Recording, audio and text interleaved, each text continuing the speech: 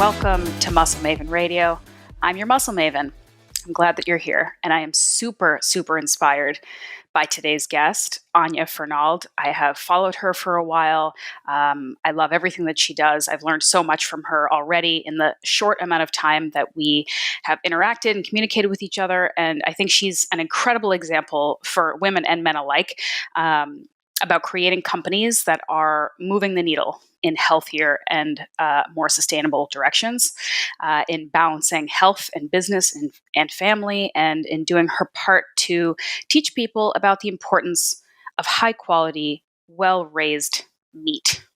So she is the founder of Belcampo, and that's a company dedicated to making good meat buying choices easier. So they've built their own supply chain on 25,000 acres of farmland in California, with full ownership of the processing facility all the way through to their retail shops and their restaurants. There's, I believe, 9 restaurants around the country. Belcampo also supplies other restaurants and butchers and is continuing to expand in that area, as well as a couple other things that she's going to talk about in the interview. They're basically working to build an alternative meat supply system, something that is much higher quality, much more transparent, and much healthier, which is absolutely revolutionary and is massively needed and really important. So yeah, Anya's doing great things, and she and I get along on a ton of topics, ranging from fitness to obviously meat eating to caring about and understanding and being a part of the food process and cycle. And so I was really honored that she took the time out of her crazy schedule, especially in the midst of the pandemic that we're all dealing with, that is causing companies to completely have to overhaul their processes and making things a lot murkier for people in every business in every part of the world. And she took the time to chat with me. So I really appreciate that. So let's dive into it. Let's learn a little bit more about the ideal life cycle for the best quality, the healthiest, tastiest protein. Let's learn how innovative companies come into being and become successful. And let's talk about organ meats, obviously, because listen, if you know me, if you've been following this podcast, we got to talk about organ meats. Okay, so let's do it. Let's see how it goes. I hope you enjoy this episode with the amazing Anya Fernald. All right, Anya, thank you so much for doing this from our home, not allowed to be around each other podcast. This is the best we can do. At least we're looking at each other. This is a good start, right? Thank you for taking the time. Of course. Thank you for having me. Yeah. And it's so exciting for me too, because having this platform where I get to kind of connect with people online and get to know you a little bit more and think like, okay, we definitely have a lot to talk about. We have a lot in common. This is going to be amazing. And then I get to do that for work, but really it's that I just get to like connect with awesome people and chat with you. So ostensibly this is for work, but I'm just happy that we get to talk for an hour. I've got lots to ask you. So I'm very excited. Right on. So I'm excited too. It's like, I feel like I never see the meat industry on the front page of anything. And then in the past, unless it's like all over, it's always bad news, right? Exactly. But it's pretty amazing. It's an interesting time to talk about meat because meat, I mean, what's happening. So Yep. So, I mean, before we kind of get into, I guess, what's going on sort of more topically, can you kind of just give our listeners a little bit of a background on who you are and what you do first, and then we'll kind of go from there? Sure. I'm Anya Fernald. I co-founded and I run a company called Belcampo, which is the only fully vertically integrated meat supply company in the U.S. So we have a 30,000 acre ranch in Northern California. We raise 7 species commercially. We have our own USDA approved meat plant. And then we sell our products through a group of now 6 restaurants in California, as well as nationally online and via retailers. So we have a number of retail partners where we offer basically a premium packed out grass-fed and finished ground beef, et cetera. Our farm and our practices are all 100% regenerative, and our farm is certified carbon impact positive. So we actually are a net carbon sequesterer in terms of the way we farm. So I try to offer people a choice in meat that they can feel just amazing about. Mm-hmm. Okay, I love it. And I read somewhere, I'm taking bits and pieces from like articles that I've read and some research that I've done, that you lived in Italy for a while and you moved back home and like realized that maybe the quality of some of the things you were eating in the States just wasn't quite as good. Can you talk about that a little bit?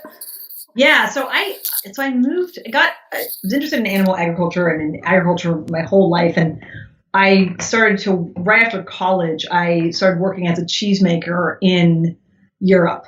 At 22, I moved there, and I ended up kind of spinning that in then into a job. I ran a microfinance program in northern Italy for small scale food producers. Pretty much, I stayed there on and off for 7 or 8 years, and in that time, so I went from living like a low fat lifestyle as an American college student and growing up in the 90s in California. It was all like, people pounding the big plates of spaghetti with fat free spaghetti sauce and all that craziness. And I went then from there to living on a farm in rural Italy, eating like 3 pounds of cheese and meat a day and just thriving. And it was like completely counterintuitive. I also didn't put it together until years later. But like, I'd been on antidepressants in college. I no longer felt I needed those. I had like persistent, like little things like yeast infections. I stopped getting dry skin. I stopped getting, my breath got better. I had cavities disappear. Like I had cavities that were there before, and then I went back to the dentist. Was like, I don't know, we don't have them anymore. So there was like this crazy thing that happened with my body and my wellness that was really, basically I went on a pretty like a high protein diet, which I had never done before. And it was incredible. And I just was so happy. And I'm like, I don't want to leave. So I stayed there. And I by the time I was 30 and living there, I was like, okay, I'm going to have to move back or else I'm going to just become an Italian and just live here my whole life. It doesn't sound too bad to me, but. Well, I'm very entrepreneurial. And as an entrepreneurial person, it's not a great place to be an entrepreneur. Italy is amazing culturally, but the reason that everything's so beautiful and intact is that not much new happens. Right. So that's kind of what I started to realize, is that I had incredible quality of life, but for my own ambition and desire to create change and to be an agent of change in the world, I wasn't going to be able to scratch that itch. And also by that time I was married to an Italian.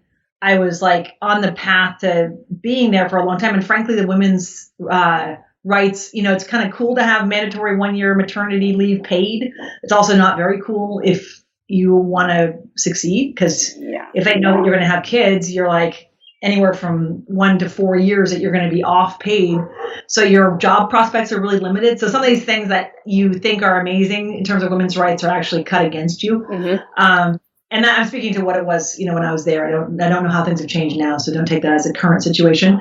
But I evaluated a number of things like that and just said, I want to go back to the U.S. And also the world is changing. In the U.S. things were rapidly shifting. So I moved back in the mid-2000s, and I immediately had a major change in my health for the worse.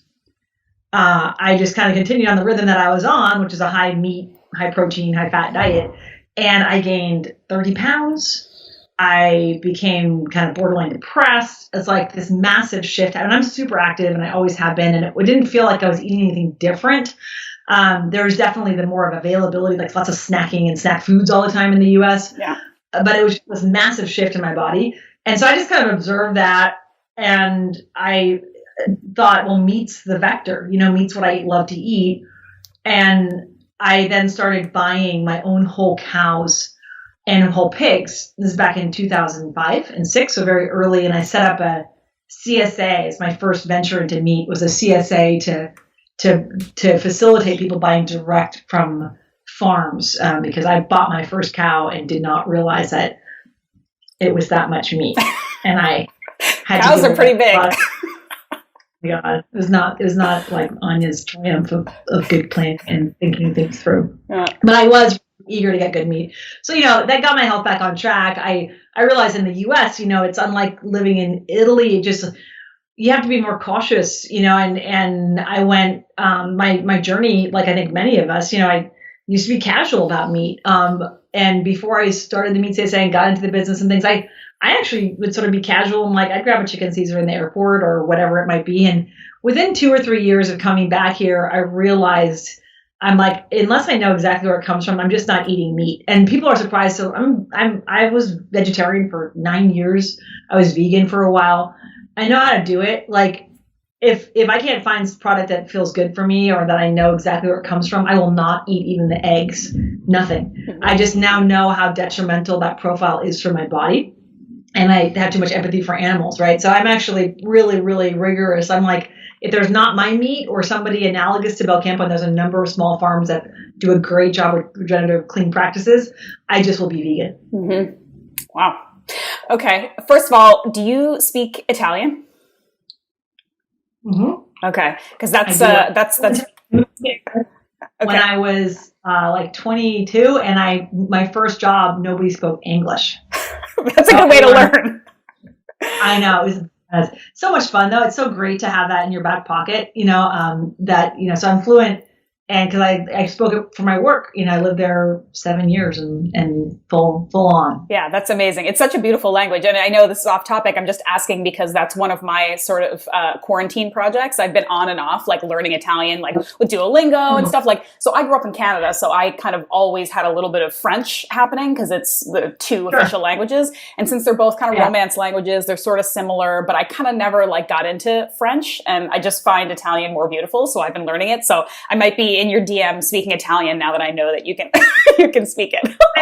I love it. I love it. Okay, so now let's talk about the process of you're moving back to the States and you're kind of having this experience and you're learning, and what made you, I mean, you said you're entrepreneurial, so what was the process like of starting this company that's now massive and huge and growing?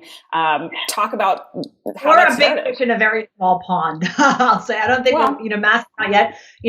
Meat industry is so consolidated. So a company like mine does 1/100th of what a real player in the meat industry does. That said, we've succeeded in scaling far beyond what most of the types of farms who practice our type of practices have done. Right. So kind of like we're a medium size in a business that's characterized by very big players and very small players. Right. But yeah, so I started and sold 2 businesses when I came back. One was a produce distribution company, and one was an events company, food events. And I then, and I also produced an event that got me a lot of sort of notoriety in the press for kind of having pulled something off, which was Slow Food Nation back in 2008. So after I did Slow Food Nation, I got like a call from the CEO of Whole Foods at the time, Walter Robb. And he called me on my cell phone. And he said, I just want to, give you a pat on the back. You did something really incredible. You should look at leadership for, what you want to do, and you've got potential. And I got a similar call like that from a really lovely gentleman who runs a massive cookware company called Meyer Company, based out of China. And they both have been sponsors for the event that I put on. So I kind of got this nudge, and it felt like, and it was the recession as well, right? The 2008, and things crashed right after that event. So I didn't want to start another business at that point. I just thought, let me dig into what I have available to me, which is a great network of, potential resources around clients, et cetera, a great kind of generalist knowledge of food. And I started a consulting company, and I ran that for about 3 years. And it was 5 or 6 employees. We scaled up. We started out with just me and one employee in the end of 2008. And that business is really where I gestated the idea of Belcampo. So my business partner, Todd Robinson, hired me as a consultant in 2009, 2010.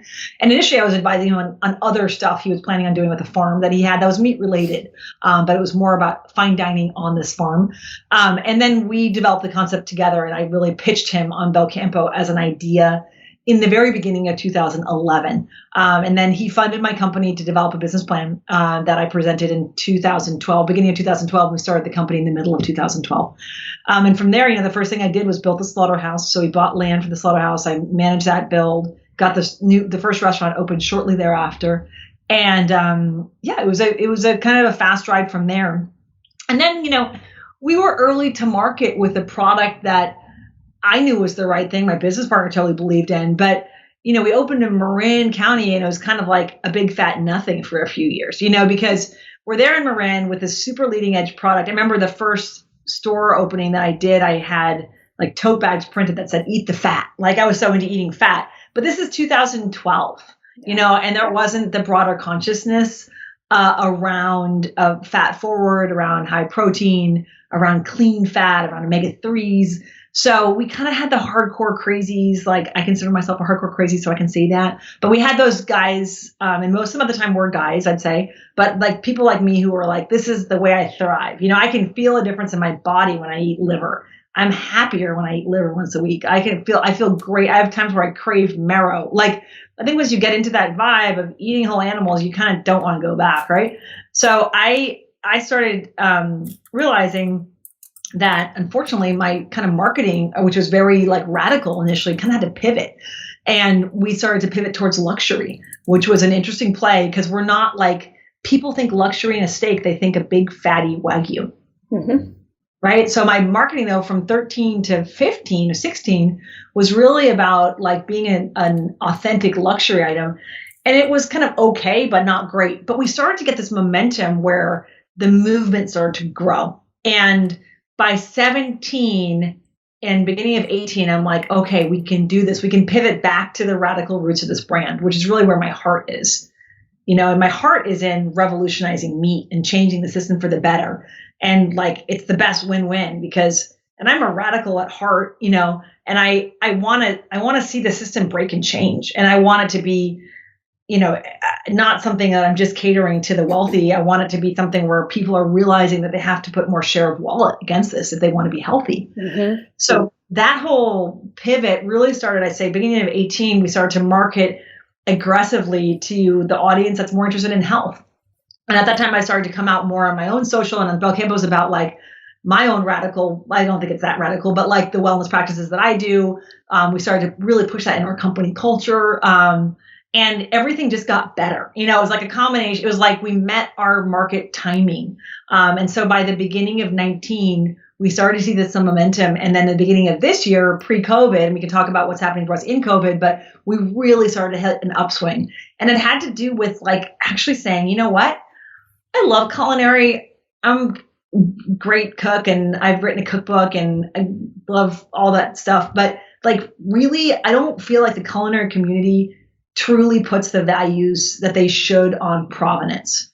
And I think the wellness community, for lack of a better word, gives a shit. And what I was disillusioned because I came initially from sort of the culinary fine dining world. And I just would see it again and again. It's like, wow, where'd you get that pork? I was always, judging. I was a judge on Iron Chef for years, and they'd be like, oh, we want a sustainability person. I'd be like, cool, where are you getting the meat from? And they're, from whatever, Creekstone Farms. And I'm like, that's not a farm. Like it was again, the same conversation again and again. I'm like, wow, I just feel like and I also would look at the sort of like physicality of that culture was like, eat until you get sick and drink until you get sick and then wake up and live another day. And it's like, yo, I don't want to do that. Mm-hmm. I don't want company culture I run a restaurant company. I don't want everybody drinking and, that women feel uncomfortable and it's an unsafe environment, so I started to really think about like, which corner of the pool do I want to play in? And it was clear to me that wellness. So like little things, like in my company, I never drink out of restaurants. I make a point of that. We never have alcohol at company events in any meaningful way. We're a different type of restaurant company, and the shifts have just been making those changes throughout the company have been really magical in terms of how people feel taken care of. Mm-hmm. And then also how our customer understands and cares about our values. It was a long-winded response. No, I love it. I'm just going to let you go. I mean, so I have some questions about some of these practices that make Belcampo different. And one of them I wanted to go back to, you were talking about sort of being a big fish in a small pond, and there's like tiny farms, and then there's big, sort of these big companies. But how scalable is what you're doing? Like, obviously you are kind of a major player in this very niche world that you're in. But one of the arguments that I think that people make for meat eating in general is that there's too many people on the planet.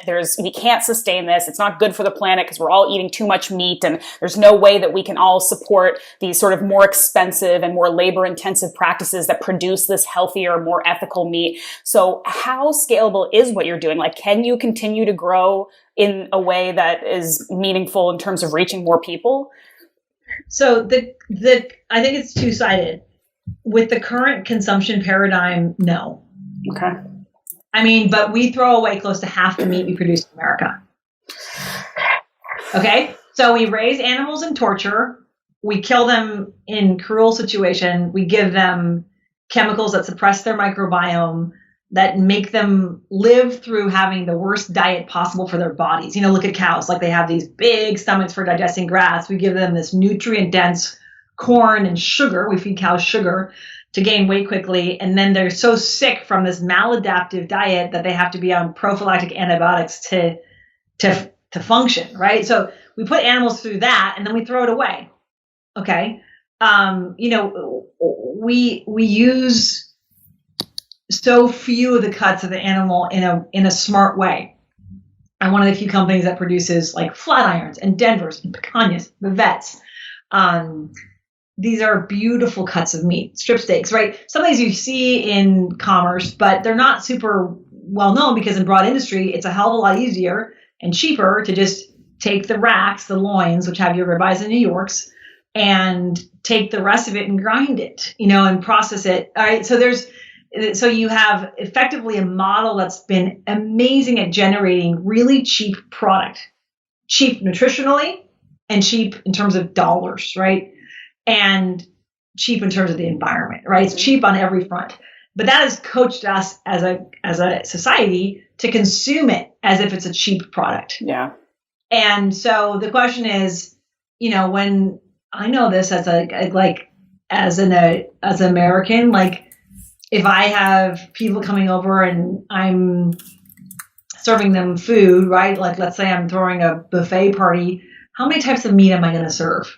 Is it going to be 1 or 3? Am I going to have just enough for everybody or am I going to have way more? Like in our own day-to-day choices, we culturally have a number of habits that are, am I going to serve meat to people that challenges them, that has a story, that tastes different, or am I going to serve them exactly what they know? Like we've been coached to go down a certain road. We make choices every day that support a certain style of meat eating, and it's like, I get this question all the time because my kids, eat marrow and liver and drink bone broth. And like my kids are these crazy omnivores and my parents DM me all the time on IG and Instagram and say, how'd you get your kids like that?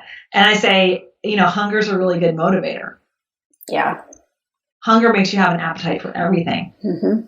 Right? And I'm not like I'm keeping my kids hungry and then saying, eat the marrow bone. It's just like when we have dinner, and I'm serving marrow bones, that's all they have. Yep. And then have a vegetable, and there's a starch, and they can have whatever they want.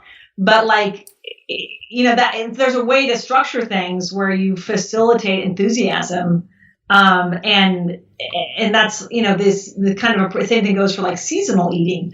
Seasonal eating has been shown to have all these health benefits. There are things that we are exposed to in the springtime that will have a cyclical effect on our body. And also in traditional cultures, you came out of effectively a period of, during the year, in the wintertime, you eat lots more fermented foods with this heavy probiotic load. In the springtime, you eat lots of wild food with a really high antioxidant load. In the summertime, you have a lot of high sugar foods, right? And in the fall, you have high starch foods. So there's a cycle to the year. But now we're like, you know what, we're going to cut out the part of the year where we had all the fermented foods and the wild high antioxidant foods. And we're just going to focus on the time of the year where we have all the sweetie stuff and all the starchy stuff. Mm-hmm. And it's like, there's still fruits and vegetables, but they were things that we had for like a month before. Yeah. Right. So the same approach on meat. We used to have fresh beef was a real rarity because beef is very large and difficult to refrigerate and keep.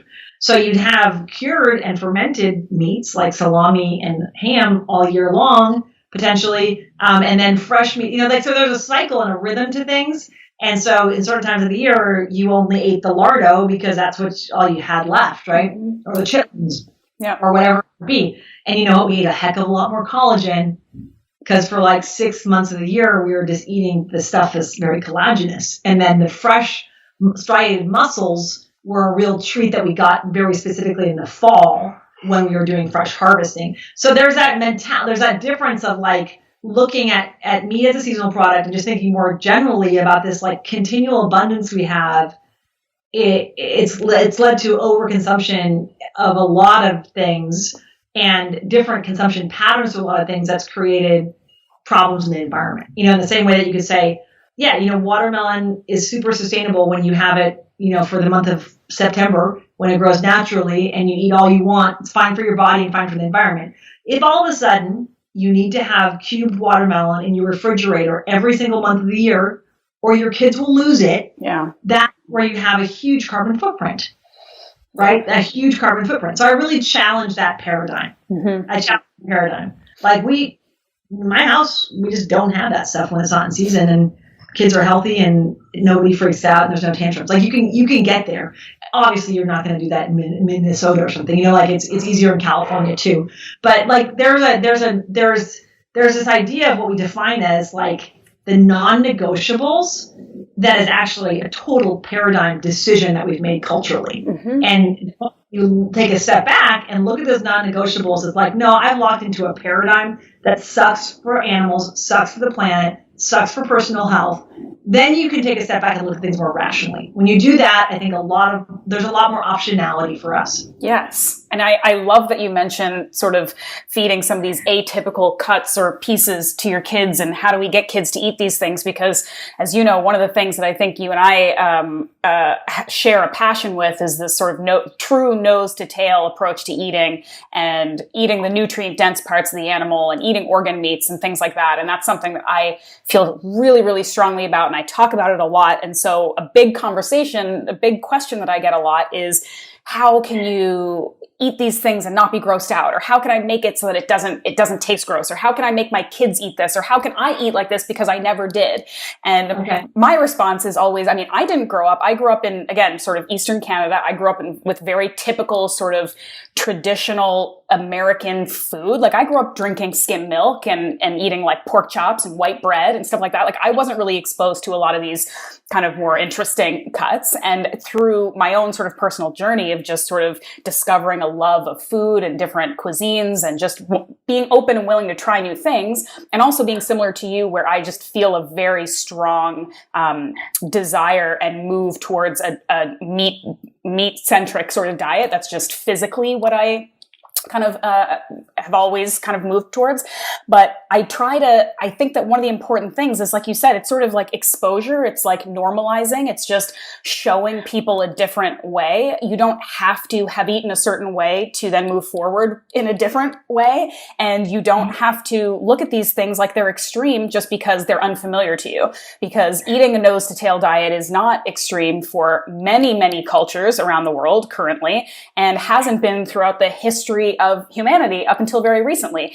It's again, when you speak to like looking at it sort of rationally and pragmatically, like it seems silly to think that eating this cut of an animal is perfectly appropriate and okay and nothing to sort of sneeze at, and then like a different part of the animal is somehow terrifying and extreme and weird. It's like the animal is being butchered for you one way or the other. Like, let's look at some different ways of looking at things. Like you can open up to a whole world of just like deliciousness and nutrient density. And you talked about eating liver and like feeling it nourish you. And that's not BS. Like, cause I do this stuff too. And like, I'll make my like liver pate or have some, beef liver, whatever. And I can feel it. Like I feel it nourishing me. And that's something that you don't get from grocery store chicken breasts or whatever it is that you're eating, And I think just having a little bit of that open mind and being willing to try things, like anybody who has had bone marrow knows that it's way more delicious than almost anything else that you can get from an animal. But it's just scary to people because they aren't exposed to it. So I think this is all just my roundabout way of saying that I think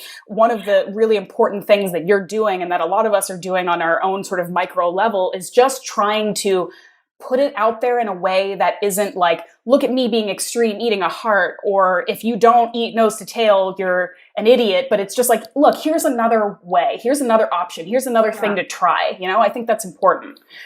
Yeah, it's interesting to me that there's pushback against those, but I also think the industrial agricultural system is particularly poorly designed to deliver delicious offal. Mm-hmm. So I also do put it on the current system.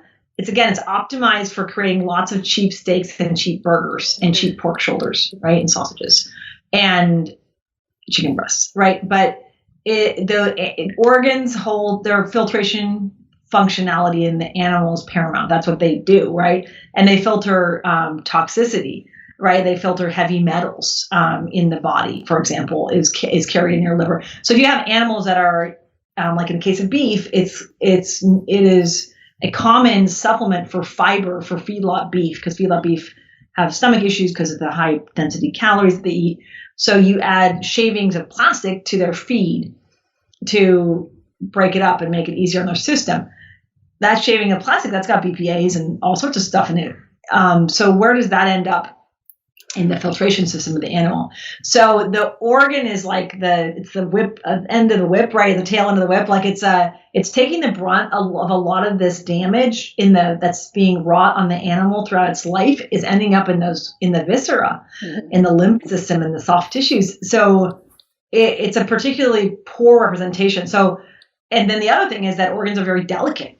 They suffer. They have to be handled carefully. Like, I don't just mean like, in terms of the whole kill chain. I mean, actually physically they can rupture really easily. They're soft tissue. They don't have muscle. There's no striated exterior muscle on it. There's actually no fat cap that encircles it. So apart from the heart, which is pretty robust and it's just a big muscle, the rest of it needs a really light touch. So again, you got plants that are processing, thousands of animals an hour. Of course, that's just not going to function well. Mm-hmm. So what happens then is that you have a fairly high kind of like toxic load in the organs that are produced. They're kind of handled badly. And when the organs, in my experience, when animals' organs are healthier, the putrefaction risk is a lot lower. And I basically, I've seen like rumens inside the stomachs from cows that are on a grass-fed diet. Like they smell kind of like your compost pile. Mm-hmm. Like when in our slaughterhouse, like you see them open up and it's got grass in it and it smells like not unpleasant, earthy. And you see them from grain-finished animals from feedlots, and it's black and kind of greasy. The look of it smells really rough. So there's a similar thing, like there is so basically my question too is like, people are squeamish about organs, but they're also squeamish because probably the experiences they've had have not been very positive. Mm-hmm. Because when we walked away from what's called extensive and regenerative style of agriculture and went to the efficient system, organs were one of the things that we lost in that bargain. That was one of the opportunity costs for us. And so I think that people don't appreciate it in part because they've been served such a low quality product. In the same way that, I think I for a long time, I'd have to be like, damn it, why do people like take chicken and put all this junk on it and put all these different, sugary marinades? And then if you actually taste a chicken breast from a regular grocery store, it's like, oh, now I get it. Yeah, of course. And I've actually did that. I did a recipe for liver yesterday for my Instagram feed. And then I was like, I'm going to have to make that a little more complicated because I tend to make stuff so simple because my products are really clean. And so it's like my recipes for like sear it in ghee or something or an animal fat and then put like some really salt on it. And lemon, and it's like, it tastes delicious. And then I realized, well, to make this more applicable on you need to add something more to it. Because when you can't get the quality proteins, everything has to get more complicated. Yeah. So I do think the question on organs, there was just, there's a mentality of fear around them, but it's also because the product taste quality has not been there, Yeah. No, I 100% agree. You were speaking earlier about some of these sort of like factory processes, and it's like giving me the chills the way that most of the animals in this country are being treated and slaughtered and managed. And I would love for you to kind of talk a little bit more about how Belcampo does it, because when I was reading about it, I'm hearing sort of the same kinds of words that I hear a lot when I read about this stuff, which is organic and humane and regenerative. And I'd love for you to kind of speak, especially about this regenerative part and what that really means for your organization. But also, you talk about stuff like natural impregnation and mothering and weaning and all that stuff. And that's something that I don't actually hear much about in the conversation around sort of organic and humane farming. So if you kind of speak to all of that, that would be great. Sure. So let's start with regenerative. Regenerative means agriculture that leaves the earth richer than it was before you started. And it's very easy to track the metrics for that. It has to do with carbon sequestration in the soil and the percentage of organic matter in the soil. So it's not just a theory, it's actually something that you can pretty regularly track and see how you're doing. Conventional agriculture is extractive. So it's, again, optimized for efficiency. So it's doing something really well. But the way it works is that you will plant a crop to feed an animal, and you'll do that by disking the soil, plowing it, which releases a lot of carbon. You'll then put seeds in it, and the soil that you're farming is typically fairly impoverished because you've been on an intense cycle of production for many years running. And so you'll have to add nitrogen-based, so petroleum-based fertilizers to that soil. Those fertilizers then are complemented by pesticides, which reduce the insect-loaded things, but also further impoverish the soil. So the most common pesticide in America, Roundup, which is glyphosate, which is has a lot of negative human impacts, unfortunately, is glyphosate is also known to completely decimate the microbiome of the soil.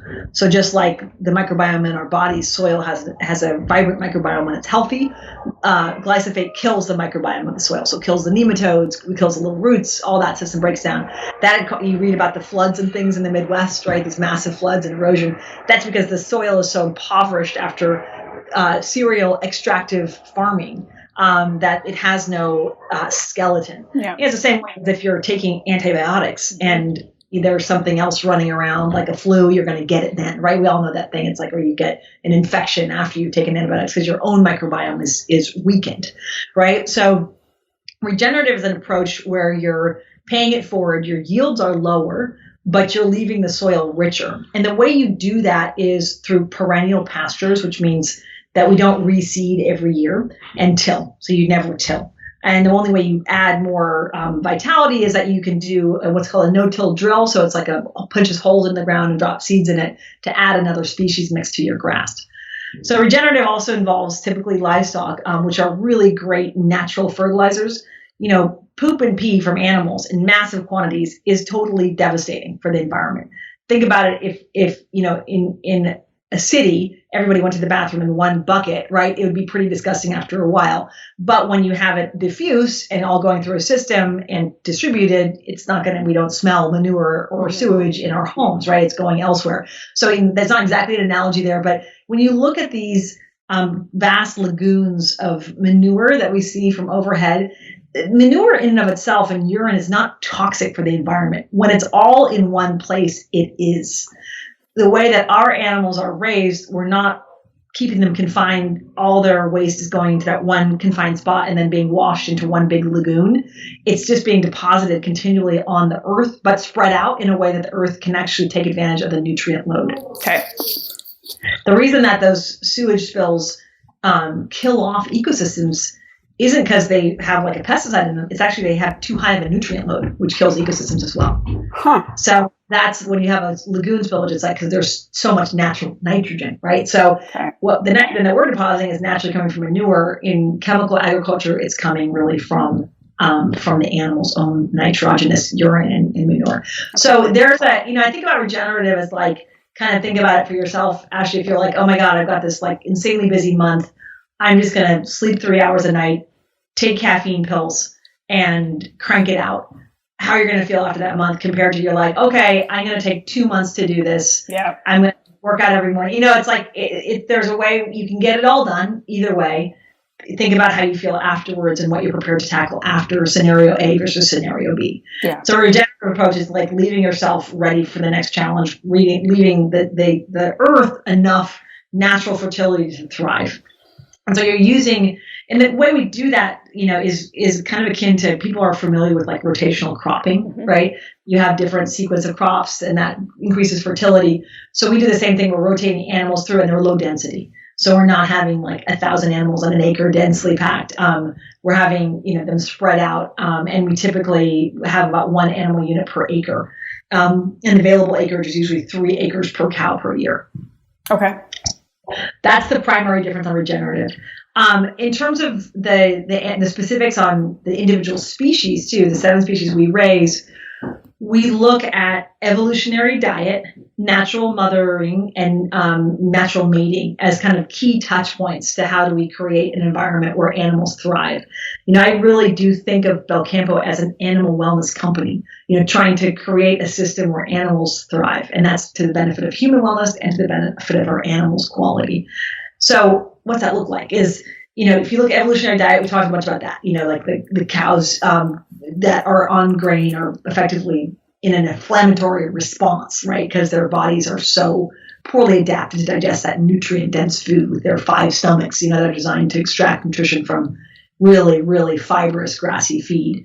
If we look then at mating, that's really just natural mating. So using bulls and boars to breed our females, and that's different. That mostly has to do with how you cause the animals to ovulate and how you monitor their ovulation. So when you're artificially inseminating, you have to induce ovulation with hormones in the same way that you would like if you're doing IVF or something. So it's a more chemical, more invasive process for the animals. And also I think just inherently more stressful. Yep. In the case, and then of course the downside is that you have a slightly lower yield, right, in the natural mating. So in the natural mating, what we're doing is we pregnancy check the animals, and then if we have a heifer or a female calf that doesn't get pregnant for 2 years running, then she will turn into meat, right? We obviously are culling on animals that prove to be infertile, but broadly it's just a slightly lower success rate. But we avoid the use of chemicals to induce ovulation.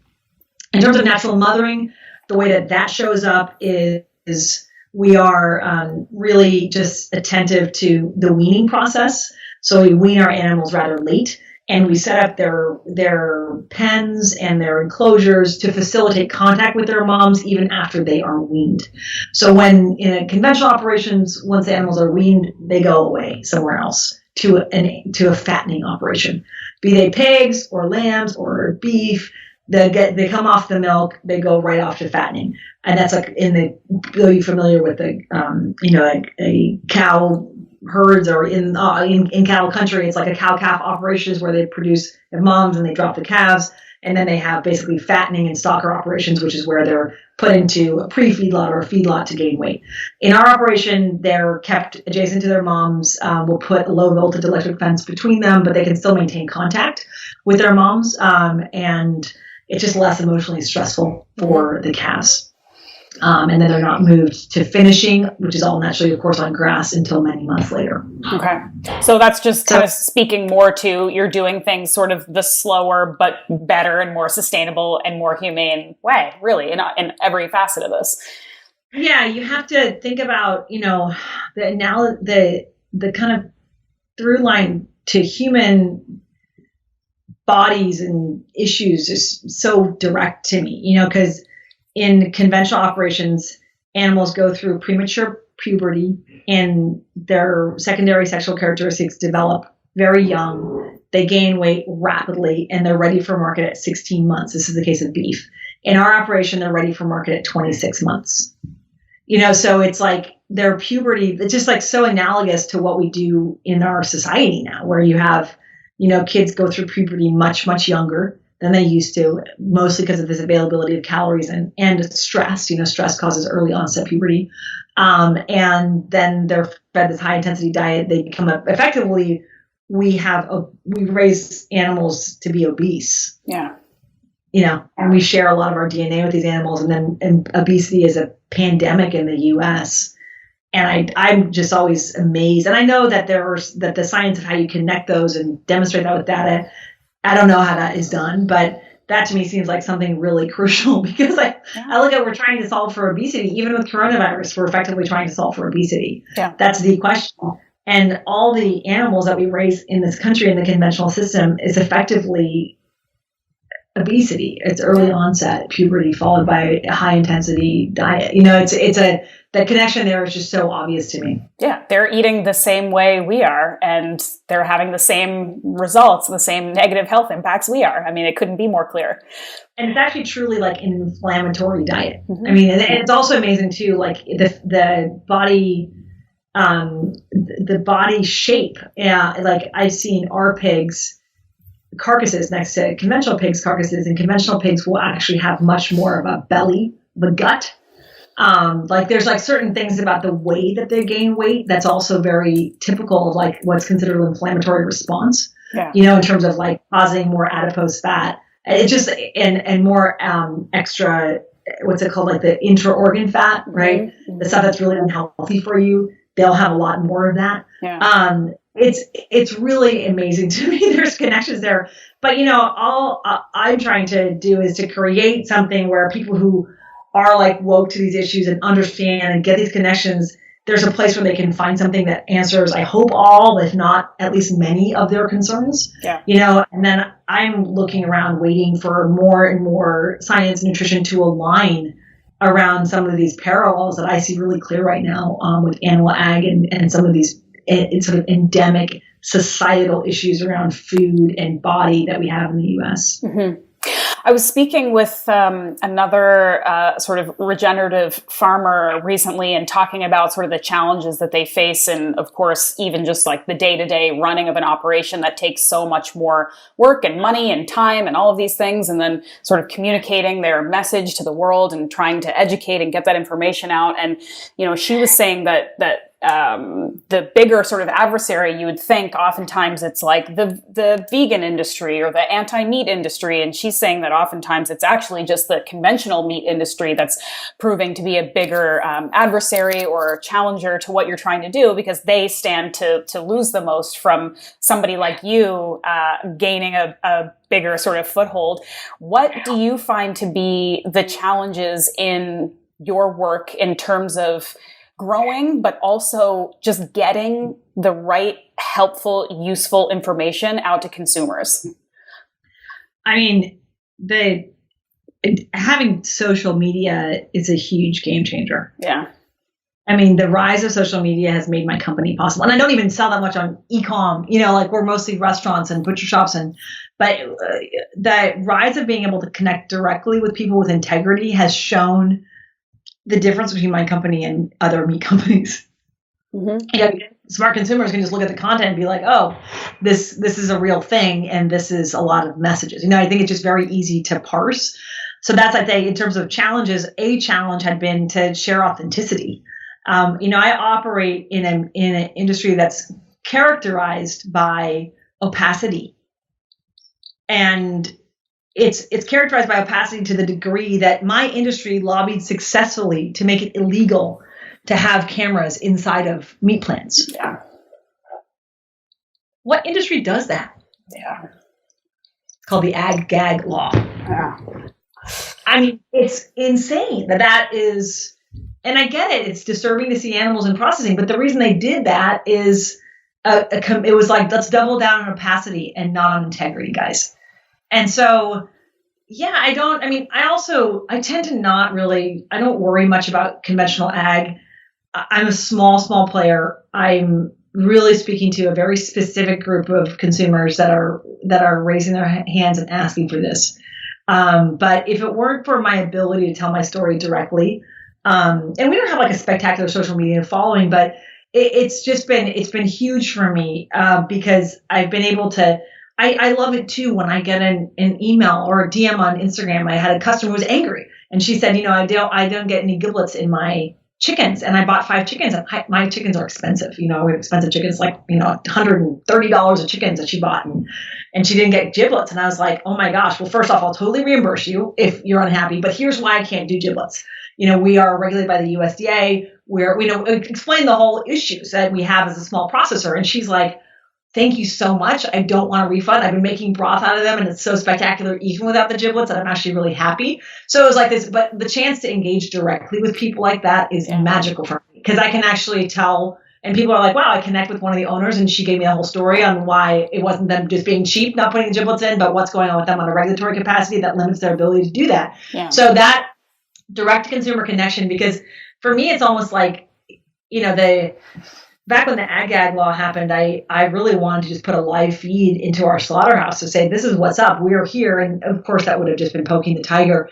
But, I don't feel any particular, I've seen in some alternative industries, very tactical, targeted efforts to take down people. I've definitely gotten some negative outreach from people, in the cattle industry asking me to play nice.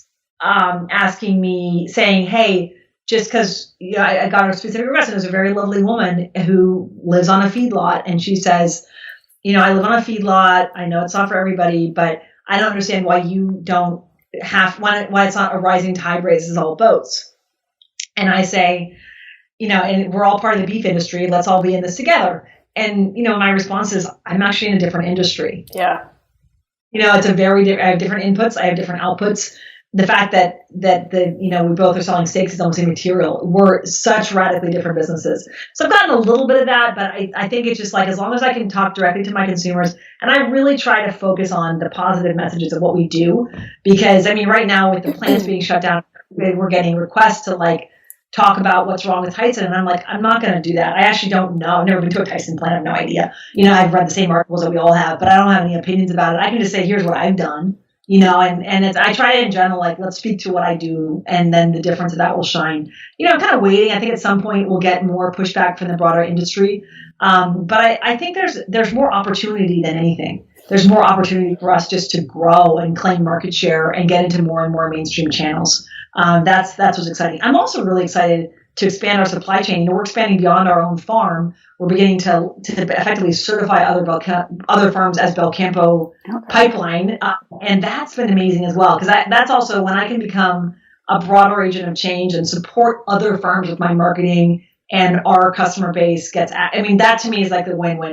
It's cool that I do 30,000 acres, but man, the day when we have like 250,000 acres that we converted to regenerative, that's going to be magical, right? So there's a lot of potential. I see more of that potential right now than I see the challenges from the other side. Yeah, that's huge. Okay, that's an exciting development I didn't know about. And I appreciate you talking about this too, because I have like this one pessimistic question that I ask everybody. I can't help it. It's like this little part of my heart where I ask people who are doing things like what you're doing. And I'm like, do you sometimes just feel like either what's the point? Because we've got this weird us against them kind of environment in the media and even on social media where everyone can have a voice, where people just sort of double down on their own opinions, right? Like you see like the Joe Rogan interview where it's this person versus this person, they're having a debate, and you read the comments, which I know you shouldn't read the comments, but you read the comments and half of the people are like, this guy's the smartest and he's the best and that person's an idiot. And then the other half are saying, well, no, that person's obviously an idiot, this guy won. And sometimes I feel defeated by it, because I feel like we're either preaching to our own choir, who already believes in what we do or already agrees with what we do, and there's no chance of reaching the people who don't already believe in what we do. And I think that, speaking to what you were saying, where you're kind of like, I'm not even really focusing on what the other people are doing, I'm focusing on what I'm doing. I feel like we could all take a lesson from that, because I've noticed, and maybe I've noticed more in quarantine times, and we can talk about that a little bit right now. I don't want to talk about it too much or dwell on the negativity, but I see that this conversation around how to deal with the current situation that we're in. And there's some really loud voices in our sort of health and wellness world that are speaking, I think, accurately to the idea that this is very directly related to chronic disease and the issues that we're facing in our country. But they're speaking about it in such an adversarial, aggressive way.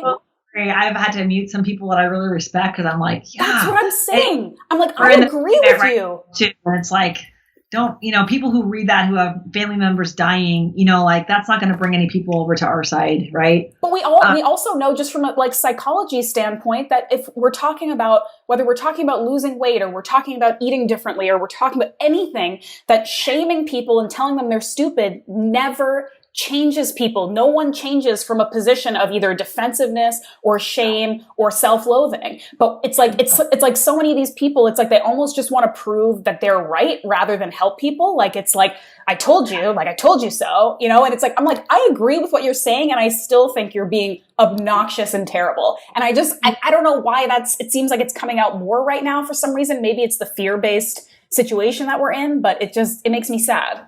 Funny moment. It's a funny moment. But, from my perspective, really nothing good comes from reflecting on your competition. Yeah. Yeah. Like, just nothing good comes of it. And early on in my company, there was always, whenever I'd have like, we do team meetings, and what's this person doing? What's that person doing? And I used to pay attention. And after a while, it's like, this long game, focus on what you're doing and do that well. Don't Google your competition, look at their Instagram. If you need to, for some technical reason, do it. But like, it's like how nothing good comes from Googling your ex. Like, there's certain things that like, you just know you're going down a bad rabbit hole, and just don't do it. Like, don't think about that and don't focus on that. Yeah. And also negative publicity in general, negative messages. I'm in the midst of seeing my kind of biggest, like, superficially competitors the whole meat supply system is blowing up right now. I mean, in a bad way. And you see nothing on our feed or my feed about the meat plants. Like I might post a couple of links to articles that I think are particularly insightful, but nothing. And that's really by design. Like there's just no win in celebrating anybody else's demise, because it just comes back. It just comes back, and not in like some woo woo like karmic way. It's like literally it will come back, and somebody then will hold you to an unfair standard in a future point. So from my perspective, it's like, it's not even just about what to do as a brand, but just on a humanity basis, it's like focus on positive. Don't think about your competition. Focus on what you do well. Yeah. We just this morning we were on the news a bunch of times on live news on Fox in LA, and one of our butchers did the interview, and it's like people always ask, what do you think about Tyson? He's like, what we coached him on, what he did amazing on, is like, I have no idea what they do, but here's what we do. Yeah. That's the opportunity. Use everything like this as an opportunity. And I would say that to these health influencers that are going really for the jugular.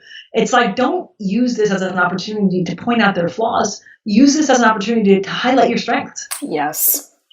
Saying, I told you that obesity was an indicator of COVID. It's like, here's some more benefits of my radical program around it.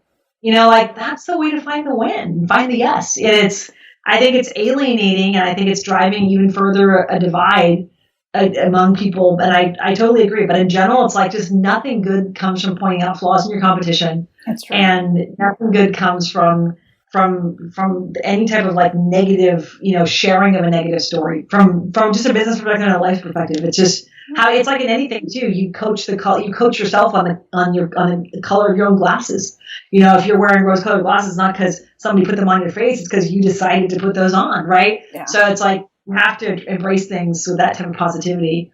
Unless of course your industry is like you're a whatever type of lawyer. I'm sure there's some places, but it's like positivity and pushing things through. It's a good pretty. But it's important. I do think that there's so many aspects of coronavirus. Like in my own business, it's highlighted for me in black and white stuff that like, wow, that had huge potential and I had no idea. And man, I suspected that was a dog of an idea or of a location or of a division. And it's totally a dog. Like there's a black and white around decisions and viability in this moment. That's amazing. It's a blessing. It's a huge opportunity for growth. Yep. If you're prepared to look at the hard decisions you have to make, COVID will show you what they are in your life and in your business. Yep. So you can lean into what's working and be comfortable walking away from what's not. Now's a great time to do it.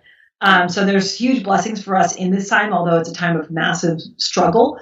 But I think that the opportunity for the wellness movement to walk into it with positivity and because, coming out of this, there's going to be millions upon millions of people who are going to think differently about their health. Absolutely. Yeah. So what are some of the ways, you can't speak probably too specifically to business plans and things like that, but what are some of the things that you're sort of pivoting on or adjusting to or, changing during this time? Totally. The coolest thing for me about what's happened in COVID is that we've gotten so much more utilization of our own app. Sounds like kind of a minor thing, but on the food delivery platform, so Caviar and DoorDash and stuff, I pay a huge percentage. 30% of every dollar you spend with my company goes to them. And then I don't know if it's the information about that getting into the broader mainstream or the fact we did free delivery, but now like close to 40% of all the transactions in my company are through my own app. So I can, connect directly with consumers. It's amazing for me. And to have that shift happen in a month, going from 4% to close to 40%, I don't know how much I would have had to spend in marketing dollars to achieve that. So, and what I see from that is like the insights for me and my business is that people are getting more comfortable with new technology. Mm-hmm. They're ready to try new technology, and they're ready to like do some things. I think about it. We've all had a lot of things that we've tried for the first time this month that we thought would just never ever happen, and I think a lot of these habits are going to stick. So for me, the app growth and people willing to connect directly with their company is one huge one. And then another one is just the e-commerce growth and people being comfortable getting our meat's expensive for me. It's like 10% higher than your grocery store organic option typically. And people spending money, getting the stuff delivered online, being comfortable with that. We've seen huge utilization of that function in the company. So that's been really cool. And then also butcher shops have been blowing up. We've been doing great in our butcher shops. And we've been really focused on worker safety from day one. So it's like we had the plexiglass shields, we've had masks and gloves from early on. So it's like, I think there's a sense of like comfort and security.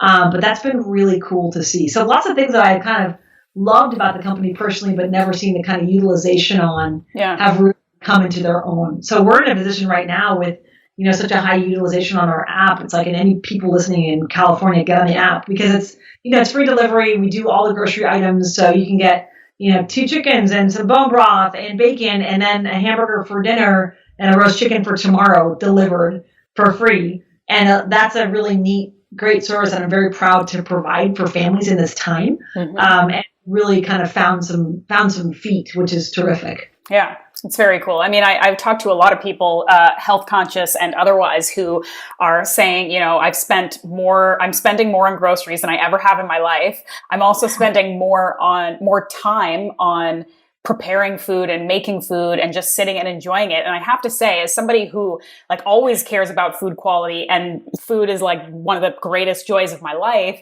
I am eating like the most delicious meals ever stuck in my house. Like part of it is the attention that you're taking and the care that you're putting into it. But there's also something about this slowing down, this collective slowing down and just paying more attention to things and not rushing through things, because I'm as guilty as everybody else of like inhaling my food while I'm on my phone a lot, because that's just how we live these days. But trying to really kind of work against that and like just prepare your food and like get the right ingredients and sit down and eat it and look at it and smell it. And I just feel like every night eating dinner is like the highlight of my day, and I love it and it makes me so happy. So, I mean, you got to see the silver linings in a lot of these things. But and it's also neat to see people really getting concerned about food waste. Like that thing that happened for a lot of people emotionally right when COVID hit was like, oh my God, don't throw that away. Like I was telling my kids that, like, do not throw that. Do not take that if you're not going to eat it. And I used to be more blasé about that. And somehow the shortages and the panic buying, it got me just like, I also love I'm planning more and being more thoughtful. Like there's no such thing as like, oh yeah, I'll just run down to the store and get it in 2 minutes, or I'll get it primed now. Like it's like what we have in my fridge is what we're eating for this. And if we're shopping for the week, we're eating all, like there's nothing that I'm like, oh, there's my farmer's market regret drawer, right? Like I'm gonna go somewhere. So that's really amazing, and I feel good about those choices now. I feel really good about like that's a big win. I also love like this. You bring up a good point around slowing down. Right before we got on this, I made myself some food and sat out in my garden and ate it. And it's like when would I have taken 10 minutes to do that? Midday, stop, eat good food, hang out with my son, enjoy the outside. Like. Those are some really great things that are happening. But the broader context is challenging, and some of these little shifts, though, I think that, the restaurant industry has gotten overly inflated. There was a lot of, and it's not just like the prices. I mean, I also think as a restaurant, part owner, like the rents that we were being pitched were unachievable, for new real estate. And it's like the whole industry kind of got this inflated sense where it's like, there are these vanity projects. They're paying way too much for rent. They're operating on a tiny margin. They have just a couple weeks of cash in the bank. Yeah. It's like not a viable business model. Yeah. Nobody should have to live with that amount of stress. And I know it from my community. I have so many people I know as restaurant operators who crush it for 30 years and don't have savings to retire on. Yeah. And even though their restaurants were very successful. So it's like, it's not a viable industry. And I think these are painful times, but I hope that there are going to be some better shifts around, that landlords are going to need to realize that restaurants are more of an amenity and they need to be priced differently from a rent perspective if you want them to be around, Yeah. Yeah. I hope a lot of these things are things we take out of it. Like you said, the sort of slowing down and paying attention and the food waste thing like that, wanting to not waste half of what we buy should be something we all think about all the time, not just now. Okay, so I want to ask you one more question. I don't want to keep you all day, although I definitely could. And I know that this is different because of the times that we're in, and maybe the future of this is a little bit uncertain. But I thought one of the really cool things that you guys do are these meat camps, like these events that you have at the farm. Can you talk a little bit about like what those are and how they work, and hopefully if there's going to be some in the future so that I can come? Yes, you're invited. Oh my God. So the meat camps, I started them back in 2014 because I started them initially for women because I love to grill and do wood fire grilling, and people were always asking me like, women were like, how did you learn how to do that? And I explained, my whole journey on that, but like I realized that women didn't understand how to grill and were afraid of the grill, so I thought it'd be fun to create a nice environment. Now that lasted for maybe 1 or 2 camps, and then it became just open, and because I realized that the skills we were teaching just had a much broader applicability. Mm-hmm. And my goal is to get people aware of the kind of intuitive parameters for good cooking, so that you come out of that event with a little bit of a basis in like, here's how I know when my steak is done. Here's how I know when my chicken is safe. Here's how I take a bone out of something, anything. Small bone, here's how I take a drumstick off. Here's how I sharpen a knife. It's like kind of basic stuff, but then it's also an opt-in. A lot of people come and just chill out. It's a beautiful farm. It smells amazing. It's at the base of Mount Shasta. It's really heaven on earth. It's just a great place to be. So a lot of people come there just to decompress. Yeah. But typically the camps are 3 days long and really 2 nights. You get there one evening, do a full day of work the next day, and then you do a second dinner, and then the next morning you depart, or midday you depart. So it's really, it's like a kind of solid day and a half of education with like a half day of fun in it. And we also have a gorgeous natural cold plunge and hot springs, just about a 10-minute drive from the farm. So we put that in, people go and it's like a snow melt stream. You can do ice baths in, and then there's a wood fire sauna, not on our property, but right in a little adjacent farm. And so it's kind of just a nice place to hang out. Spend a couple days, yeah. Also, the thing I love is just sharing with people that livestock ranching can look like this. Yeah, I love that. Is it a lot of like corporate retreats? Like how many people can come on one retreat? Is it just like groups of people that come together, or do strangers come together and do this stuff? It's all different types of things. We are capped the meat camps themselves at 24 because of the education component, because we actually we cut up a half a cow. It's as hands-on as you want it to be, but it's pretty amazing. So that stuff lends itself to smaller groups, but we do retreats of up to 80 people, weddings, etc. as well. So all with our own meats, and we've got luxury kind of camping platform tents out in the orchard there as well. So it's just gorgeous. We've got accommodations on the farm, all the facilities and everything that you need. There's a big organic vegetable garden. So all the meals come off the garden and then from the ranch's meat. And it's fabulous. I love being up there for that. And we've got this great orchard with all the different stone fruits. So it's pretty magical. And it's just nice to show people like a way of life, like how things could be, Yeah, that sounds amazing. I really hope that is, we're able to kind of do that sometime before too long. Yeah. Right now, with how much of an issue there is with COVID and meat plants, we've shut down all visits to the farm and the butchery until really further notice, but probably we'll keep the September camps up. I'm assuming that by then there'll be a bit of a new normal. But I don't know at this point. It seems like a lot of things are changing. But I made that decision a week or two ago, thinking like it's not going to be July, even if it is July, given how important the supply chain is to my business's operation. Obviously, it is a supply chain operation. We have to keep that really as safe as possible. Yeah. But we're doing lots of content right now, like on IGTV with farm visits and farm tours and butchery and that kind of thing, just to kind of offer a little bit of that. But hey, fingers crossed, Ashley, that we'll be able to get you there in September.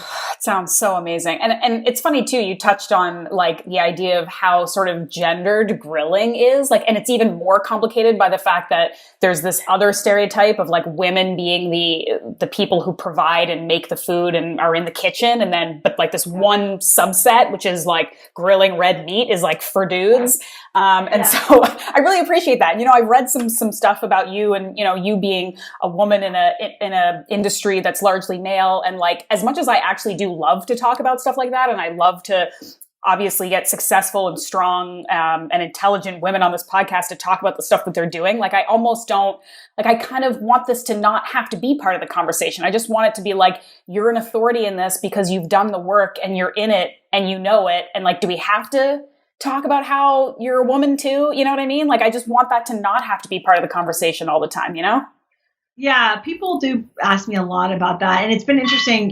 My company's growth has been really independent of the broader meat system. We've had our own supply chain, so I haven't really ever had much to do with the other meat industry folks because we're selling our own product, right? So it is a big deal in some ways. I definitely think I probably, if anything, some of my, not notoriety, but some of the media attention around my company, people have felt like it was a little bit undeserved and had to do with me being a woman. That's the sort of only negative stuff that I've heard. But, again, it's been a privilege to be able to just kind of build this second reality to things. And I think I do think that as I mentioned, my goal is to act with integrity, be authentic, and offer traceability.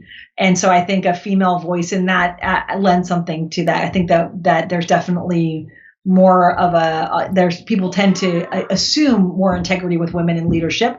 So I hope that's a positive, but it's definitely a very male dominated industry. I'm really looking forward to when I raise capital or sell this company at some point, because I think that's going to be a real validation as well. Mm-hmm. We are an outlier, and some people think like, oh, you want to, bring on capital partners and things. And I actually say, yeah, because it's a validation point that's going to really, extend the potential. Yeah. I think this is a sign that maybe it's time that I give you back to your family. But Anya, I really, really appreciate you taking this time. Like what you're doing is incredible and it's important. And I think that this is going to be really helpful for people. And I appreciate you sharing and being transparent, like you said. I'm super pumped to come out and go to a meat camp at some point. But before I let you go, so you're based.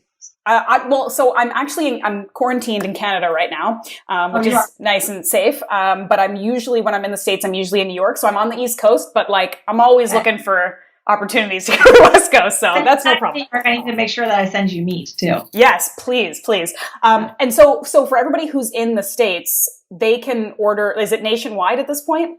Yeah. Okay. Yeah. All right. So belcampo.com, they go and check it out. You can make your orders straight from there. Okay. If you want stories from the farm, etc., it's Belcampo Meat Co. And then my personal feed is focused on kind of meat heavy recipes, and that's Anya Fernald. Awesome. Anya, thank you so much for your time. I appreciate it. Thank you. This is awesome. Take care. That's all, folks. Thank you for being here. Definitely go give Anya a follow, as well as Belcampo. I love following Anya because she talks about everything I love on her Instagram. She shares workouts. She talks about organ meats. She talks about bone broth. She's always posting recipes and resources and cooking tips. So she is definitely a good follow.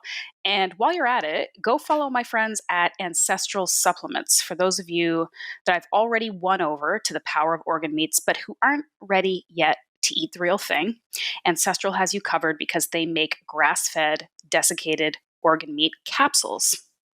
And every organ you can think of is included. They have everything from liver to heart to trachea to thyroid to brain. I could just list body parts, animal parts. They've got it.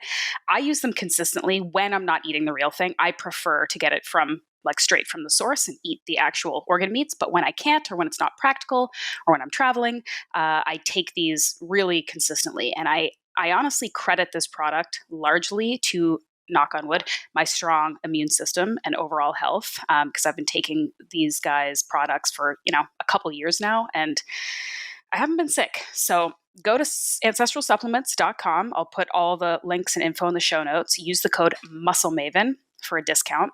I personally would recommend starting with their beef organs blend because you get a good bang for your buck there, or the beef liver because, as we all know, liver is the nutritional powerhouse. And that's probably the most nutrient-dense place to start. But like I said, they've got lots of different options. So you can go to the website, learn a little bit more, do some browsing. If you have any questions about their stuff, you can either reach out to me. I'm always happy to answer any questions, or you can send them a message directly. They're super responsive and happy to answer your questions. So go check out those guys. Remember, the code is always Muscle Maven. Just put Muscle Maven in any website, you're trying to buy stuff, you might get a discount. It's worth a shot. All right. On that note, I hope you're subscribed so that you don't miss my new episodes that are coming out every Tuesday. Please, as always, send me a note with any feedback you have. All my contact info is in the show notes. And that's it. Have a great day, everybody, and thank you for listening.